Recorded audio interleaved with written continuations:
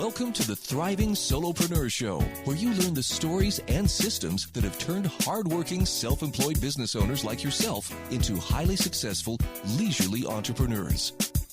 This show is dedicated to those who went into business for themselves because they had an idea or suggestion that ignited their passions to do more, to do it better, and to solve a problem in our community.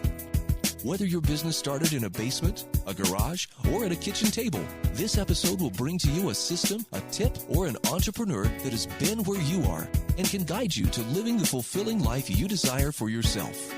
Here's your host and serial solopreneur, Janine Bolon. Welcome to the Thriving Solopreneur Show. This is Janine Bolon, and today I have with me a wonderful woman by the name of Tracy Urban. And one of the things that's really cool about this particular solopreneur is that she left home at the age of 15.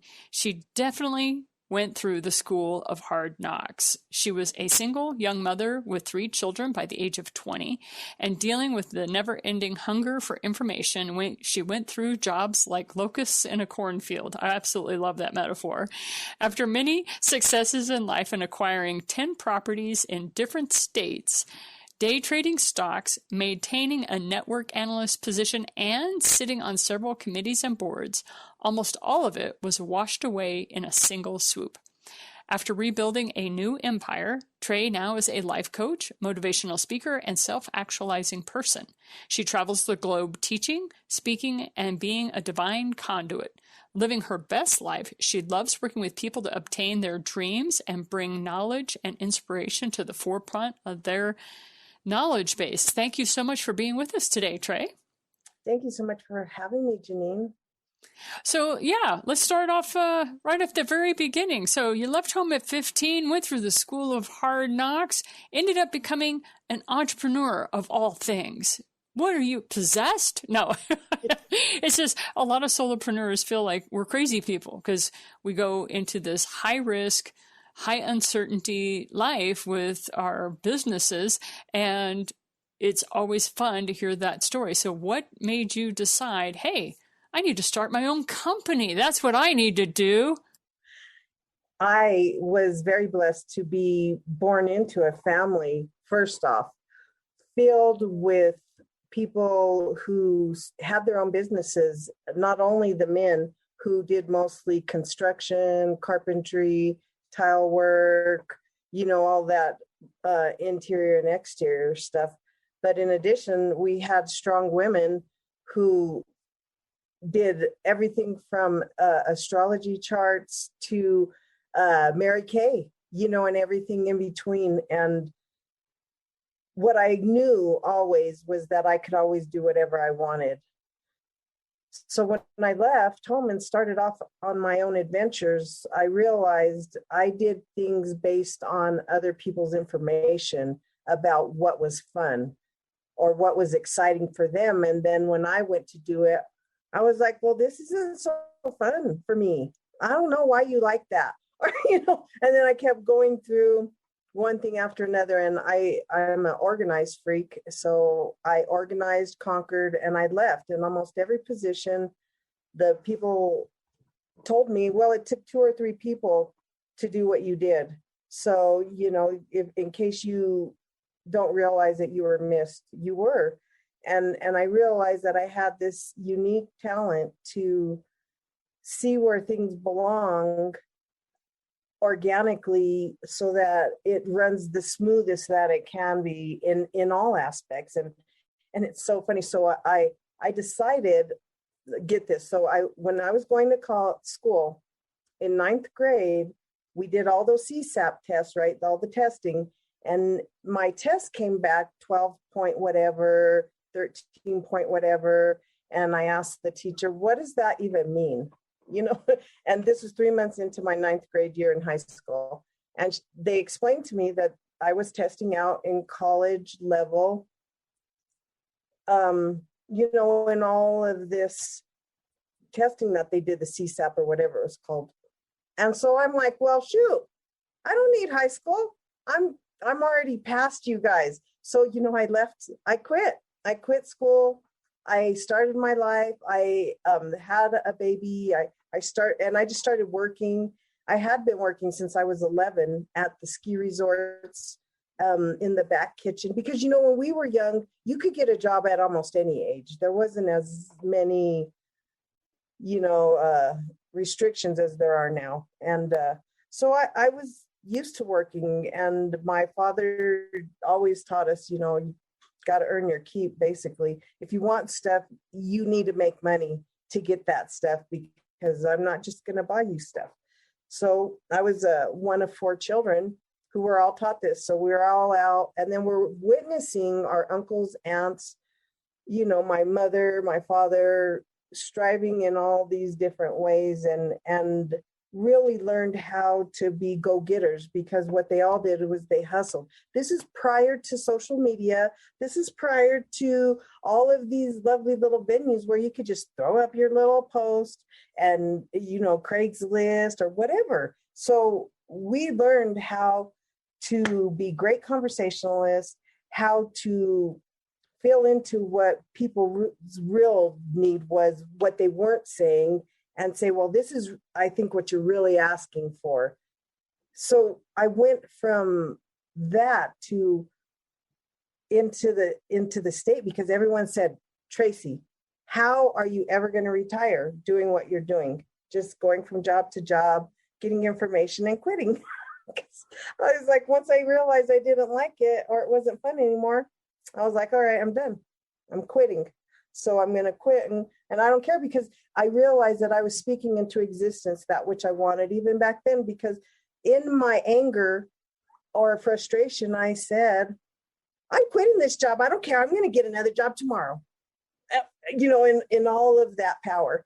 And I usually always did. And I didn't care, because that's what life showed me is I got validated that which I spoke. And so I'm like, la, la, la, la.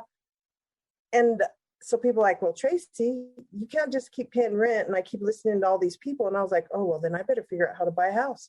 Okay, so here I am, a single mom, 3 kids. At that time, I think I was making a bit more than minimum wage, but I'm like, nope, I could do this. I know how to save money, get what I want. Great credit. My father was a great instructor of how to maintain good credit and the importance of paying your bills on time. And if you can't pay them on time, then find a way out, or you have choices. Don't choose to just sink with the ship. And I was fortunate, because I realized not everybody gets great advice from their parents in some areas. Trust me, that was the great part, because there was not a lot of other places where there was great advice from my parents. So I appreciated that wisdom, and knowing that I could always do the next thing, that I could always do something else, and I would eventually find a home. So that's when I landed in the state. After I said, so I kept thinking, where can I change my job every 12 to 18 months within a single organization without losing my seniority or my tenure? So I know I'll work for the state, because it's so huge. And people are like, you could transfer to all these different departments. You would have so much flexibility compared to what you're doing. So I said, okay. And I took a serious pay cut, and I said, I'm going to start off in the mailroom. And I literally started off as a mailroom clerk, distributing reports to all of the managers. Guess where the perfect position for a great social loving communication go-getter needs to be, where you can meet all the managers. So you were able to then get a position where you were tying into your perfect job. You were tying into, I love being able to get to know new people and chat away with them.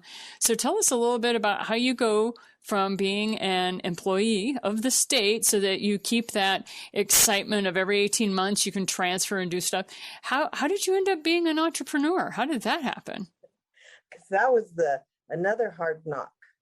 It was so fun, because from the mailroom, within months, I was fortunate that 3 different managers in 3 different sections, and I worked for the Department of Revenue at that time and maintained a job there for over 12 years.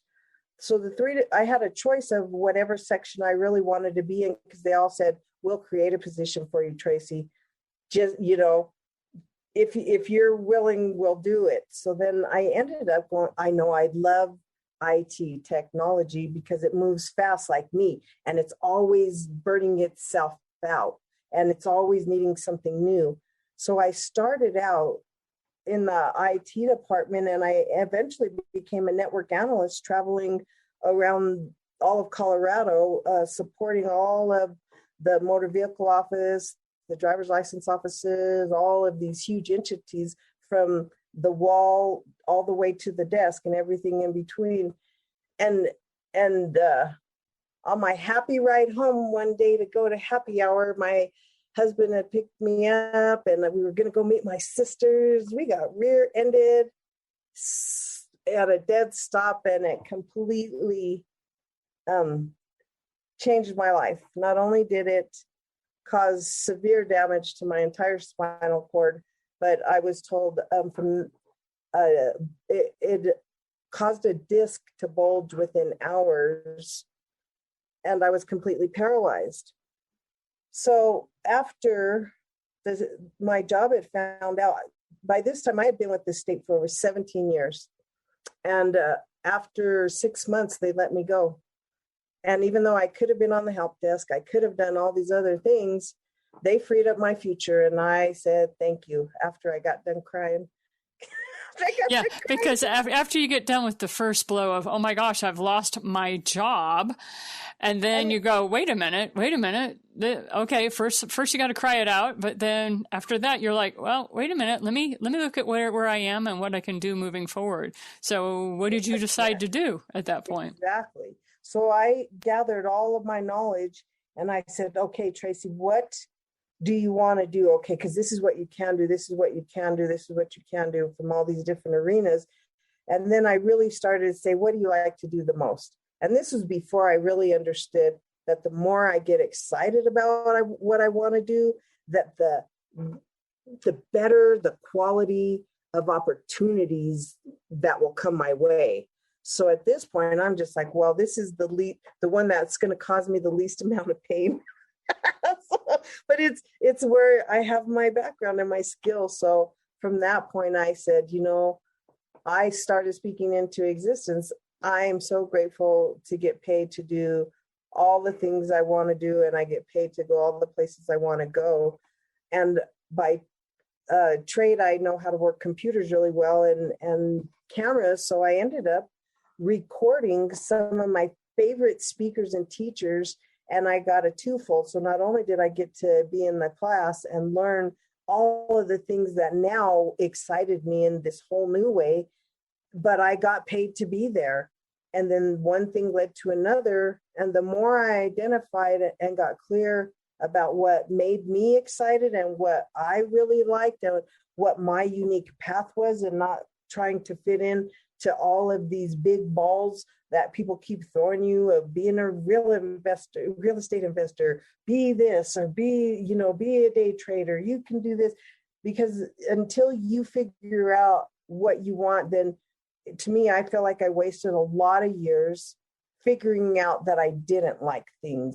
And if I could tell my younger self something, I would tell, going back to the question I probably didn't answer the first time, was I would tell my younger self to love your uniqueness and to stop trying to fit in to all of these places because you feel left out, but instead to find your your unique freak family. Right, like they call it, your unique freak family. And some people call it finding your tribe and all that. But really, that's what it's all about. As a entrepreneur, you've heard me talk about this, is if you really want to thrive as a business person, you really have to sit down and decide what is the lifestyle that you want. And then you have to fit your business into those cracks. It's not the other way around. A lot of people go the exact opposite direction, which is what you were sharing. You were sharing about, and I was there for a period of time as well. But when I had my episode that was my life-changing event where I'm like, enough of this noise. I am doing it my way. And when I put my foot down and said, all right, I am living life this way, and it's going to look XYZ way. And then I said to the universe, now figure out how I'm going to make money doing this, because I want to help people, and this is the way I want to help them. And this is what I have to offer. And so definitely becoming that kind of pig-headed or tenacious, as I prefer to call. I love that word. When you become that tenacious about something, talk to us a little bit about how things turned the corner for you at that point. Share with us that excitement, because not everybody has felt what you have felt. So share with us a little bit about that. Yes. And I love your words, Janine, because I love that visualization of fitting in the cracks, because it's all a perception. And before, I used to perceive that I was falling through the cracks, and everyone, you know what I mean? And that, but I didn't realize that spirit or great divine creator source was doing its best to help me find my little crack that is so uniquely and beautifully mine that no one else could fit into it. And when we start really allowing ourselves to be the happiest we could be and go after that which excites us the most, it's amazing the new doors that start opening. But first and foremost, you have to be willing to let go of the rest and let go of the perception of, well, this is the only way I could get money, and let go of the idea of how a lot of us were trained that there's only certain ways to achieve what you wanted. And so for me, I was gifted and blessed that I'm a go-getter. So it's like I went and I got the information myself to maintain the positions that I did and get into the positions I did. And not everybody has that kind of drive to do it without the education, or doesn't have that kind of structure within themselves to do that. So then you have to find what works for you. Some people work better online, and now we have all these online education options. There's support groups, there's meetup groups. There are countless ways to start finding your niche. And the beautiful thing is that what you do uniquely, no one else will do in that way, in that exact harmonious vibe that attracts the people who are waiting for you to get clear about your unique awesomeness, so that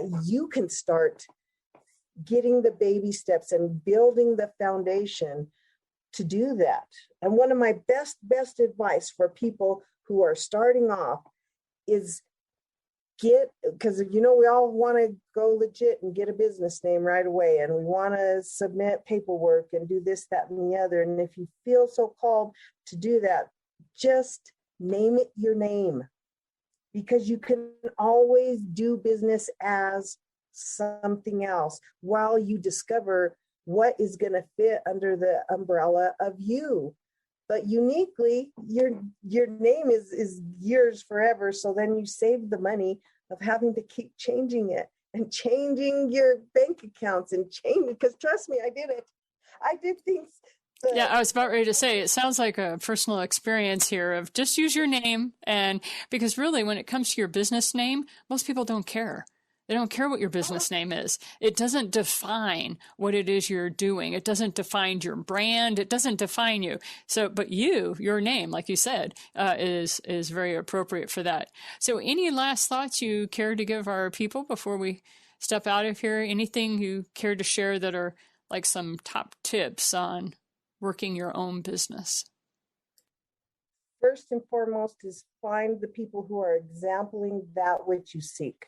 And once you start, then you could start creating or getting your ducks in a row, per se, or having, it's like finding the star to follow. And then once you see somebody who is exempling something that excites you, know that you can do whatever you want, however you want. It doesn't matter. There is a way to work around physical limitations these days. There's ways to fill in the educational gaps these ways. Trust that your best life is waiting for you to just start asking for it and giving thanks for it. And build structure within yourself. Next, the most important thing is your time with yourself. And if you're not investing in yourself during those times, the reflection of that will show in your exterior world. And when you're wondering why things aren't exactly why, you can ask yourself, how much time did you spend blah, blah, blahing on Facebook? How much time did you spend in social media? And how much time did you spend on your own self, marketing your own self? How much time did you spend contacting people or listening to videos that are actually feeding you the information you want in the way you want it? That is key. And then, just be happy. Lean into whatever excites you. Lean into whatever excites you. That's the advice that we're being given. Thanks so much. I really appreciate you being with us today, Tracy Urban. It's wonderful to see you. So grateful, Janine. Have a wonderful rest of your day. And this is Janine Bolon with the Thriving Solopreneur. Remember to keep your feet firmly on the ground as you reach for those dreams in the stars. Have a great day. This is Janine Bolon with the Thriving Solopreneur. Thank you for listening to the Thriving Solopreneur Show. We hope you found this episode helpful and uplifting. Be sure to visit us at JanineBolon.com/podcast, where you'll find a library of videos, books, and podcast programs to guide you to the future you envision for yourself. We also ask that you visit our sponsor, the8gates.com, for the books and online courses that share with you the debt-free living lifestyle that allows business owners like yourself to flourish. Have a great day, and see you next time.